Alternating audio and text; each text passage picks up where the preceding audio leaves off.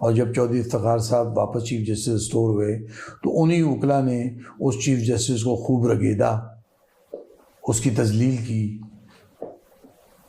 क्या कुछ नहीं हुआ हमारी कोर्टों में?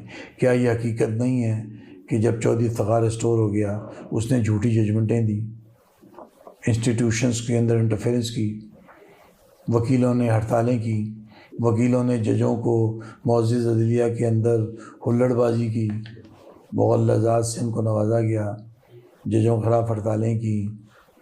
क्या ये हकीकत नहीं है कि पॉलिटिकल पार्टीज़ ने रैलीज़ निकाली और अपने ही जजों के ख़िलाफ़ नामुनासिब गुफ्तगू की? तो मैं दोबारा उस दोहराता हूँ कि 26वीं तरमीम सुप्रीम कोर्ट को देखनी चाहिए या नहीं? क्यों नहीं देखनी चाहिए? बिल्कुल देखनी चाहिए और पूरी फुल कोर्ट को देखनी चाहिए।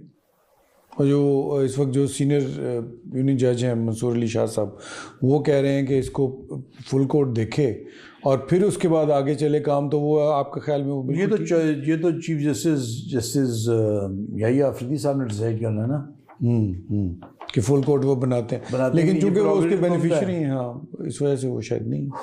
ये क्या कॉन्सेप्ट है बेनिफिशियरी? क्या चौधरी इफ्तिखार ने अपने हक में जजमेंट नहीं दी थी कि मैं ही लॉफुल चीफ जस्टिस हूँ, साइन बाय चौधरी इफ्तिखार? क्या पहले उससे जो जजेस थे इरशाद हसन ने नहीं कहा था कि हम ही लॉफुल जजेस हैं?